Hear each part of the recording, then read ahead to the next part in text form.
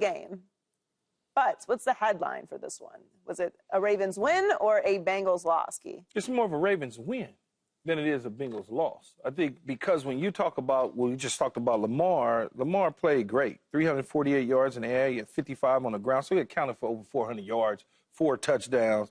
I mean, like, come on. I mean, like, come on, seriously? Like, he wasn't going away. Right.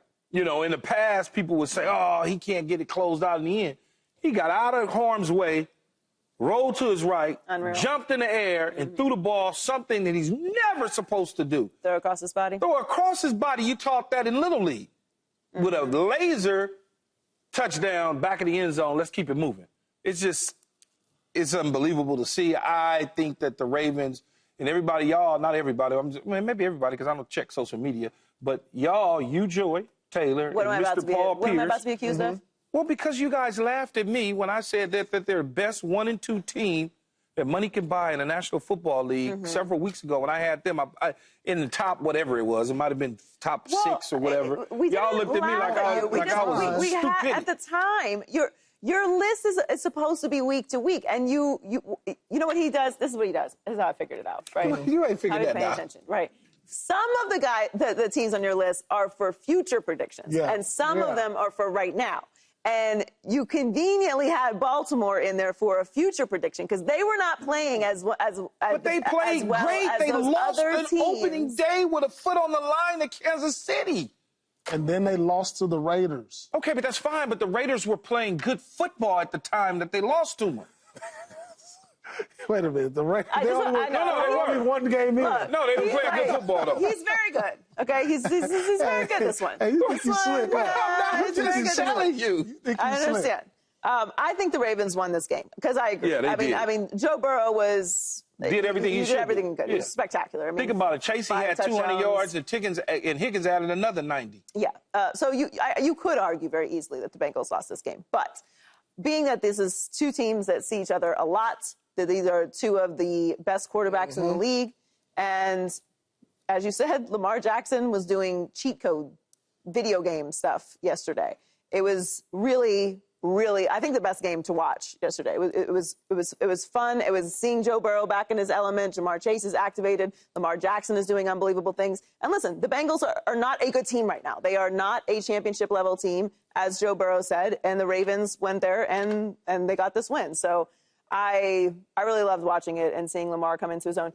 A team that is at the top of the league right now, Paul. Yeah, I mean, and in this week. The Ravens just snatched the victory away. I mean, you had an onslaught from Burrow and Chase. I mean, when Chase caught the touchdown in the fourth quarter that put him up 10, I was like, the game is pretty much over. And then, Lamar comes around and he makes these spectacular plays. You know what the best games are? Like, this is the one right here I thought the game was over. The best games is when you see a game full of stars and all the stars play well. Yeah. That's what we saw. And that was a pleasure to watch. And I said this last week.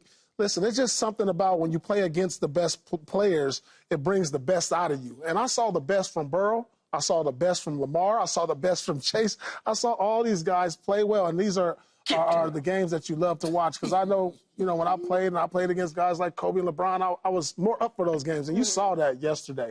And that's why this game went down as like, this was probably the best game of the season. This is a classic sports game. So far, that throw, he picks up the football after losing sight of it on the ground. One knee, picks it up, rolls to his right, stiff arms a defensive lineman. Mind you, Lamar's 200 pounds or whatever, and the D lineman got to be 280.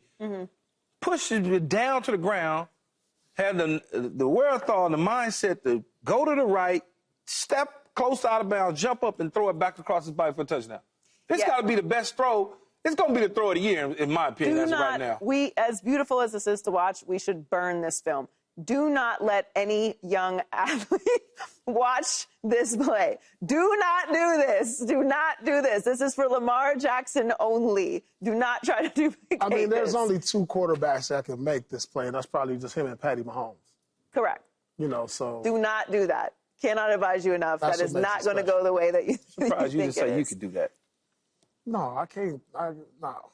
Okay, that's good. You're coming around. Have you backed off of the field goal, having been on a field? I can make a 30-yard field goal, though. He's still on this, though. Yeah, I can do that. not 35, 30. Oh, it's Now not. you done moved it up closer. You done moved it 5 yards. It looked long. When I to that field, I need to move it up 5 more yards. Moving on to another AFC battle. Josh Allen and the Bills came up short against former teammate Stephon Diggs and the Texans. Allen finished the game going 9 for 30 and 131 yards, 1 touchdown. 9 for 30. Wow, that's pretty tough. That's just a stinker because with the talent of Josh Allen, you can never have a game like this. It's probably one of the worst games from when I look at 30% of completion is the lowest of his career. Lowest of his career. Are you losing faith in him? I'm not losing faith in him. I mean, he's in the prime of his career, and I remember in the prime of my career, I probably had one game like that out of a think about that. 82 damn games. But I'm saying, he'll probably never have another game like that the rest of his career. That's how good he is. And so that's one of those you just sweep under the rug and say, hey, I got to move on from it. And at the end of the day, despite how bad he was playing, he gave him a chance to win. They still had an opportunity to win. And so that's when you sweep under the rug, move on from it, and say, all right, that's Josh Allen. We trust in him. He'll bounce back. Yeah, I'm not ready to say I'm losing faith in him. Look, at the end of the day, I can only imagine. Some people talk that talk and they can back it up, and it doesn't add that pressure to them. Mm-hmm. 2 weeks ago, he was 2 weeks away from playing against Stephon Diggs and the Houston Texans. After Jacksonville. After the Jacksonville game. You look good. You can get on TV and cap and say, oh, we don't worry about statistics. And then when you step in that stadium and you look and number one is walking past, you're going to yourself, I can't use them. Yeah, okay. And the stress level all of a sudden catches up to you. Mm-hmm. So I think this was more about, if anything, more about the stress of the fact that I wish I had him right now. I got to try to show up tonight, today, to prove to him across the sideline, which Stephon Diggs had a nice game himself, that we can win without him, and I don't need him. So I think a lot of that was a contribution of what went wrong, a contributing factor of what went wrong with Josh Allen in that game. The stress of being able to look across the field and see your guy playing for another team, and you made the comments you made against the Jacksonville Jaguars. Because I don't think you're going to see him 30% completion, 9 of 30. Yeah. I don't think that's going to happen in the future. 30% completion, lowest of his career, 131 passing yards, 1 passing touchdown for 54 rushing yards. Scored on 4 of the 12 drives. 4 of the drives were 3 and out. Yeah, I just don't think. I think he was really pressing. Every time he presses, this is what happens, though. Well, you should be able to press and be impressive. Josh is an incredible athlete. He is an incredible player. He can be absolutely brilliant.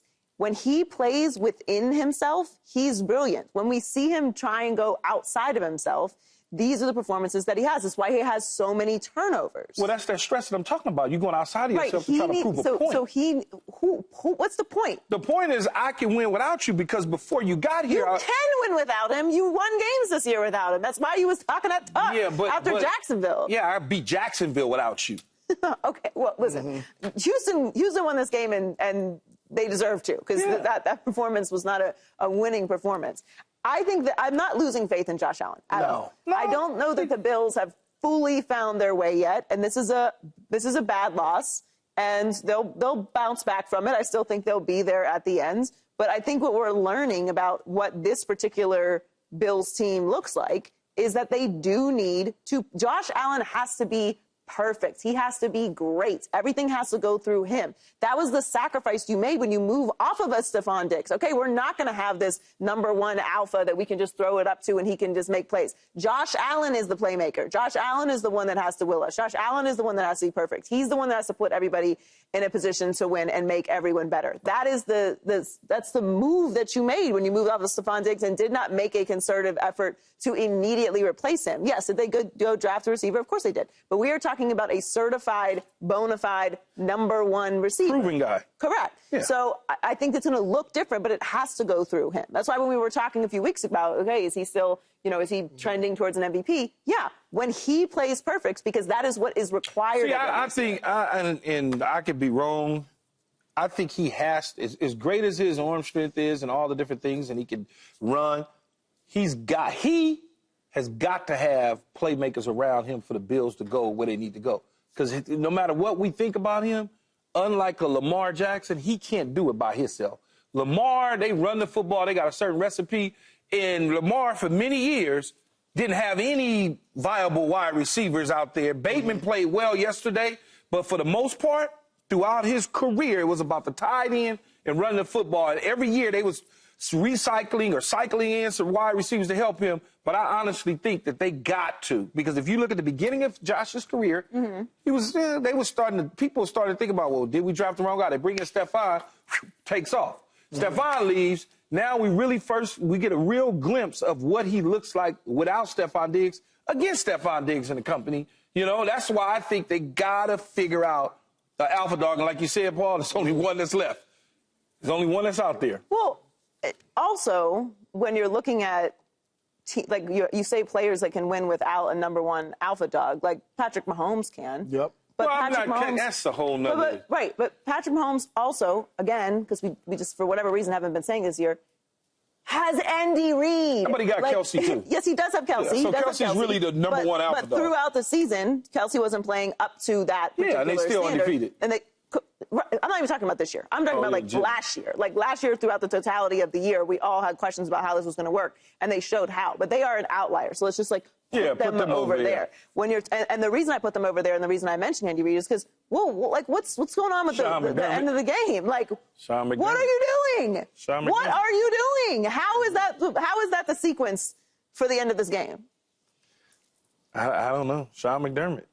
That's been a question mark for quite some time about his coaching style and when he makes in-game decisions. Yeah. Some of his in-game decisions just haven't been up to par, let's say. I mean, why would that be the sequence, though? Like, is there? That's just sometimes coaches do things to make you scratch. They trust Josh. They trust him. I mean, when you. Yeah, but I think you can trust a player and still put players in positions to make the right decisions and to make plays and to manage the game. I trust Patrick Mahomes. Yeah. I'm sure Andy Reid trusts Patrick Mahomes. He's still going to dial up in-game, end-of-game, time, clock management. But that's situations. Joe Brady. That's Joe Brady, offensive coordinator, but it's also the head coach. And what is he? He's a defensive-minded head coach. So even though you're a defensive-minded head coach, sometimes even though you're head coach and when you're a defensive-minded head coach, sometimes your clock management, I can go on and on. I can go Todd Bowles, defensive coordinator, defensive-minded coach, clock management. They all have clock management issues. They just do. They just do. For whatever reason, it's almost like they hire the offensive coordinators and they're afraid to tell them, say, man, don't do that. Do this. I mean, just for one play, just one.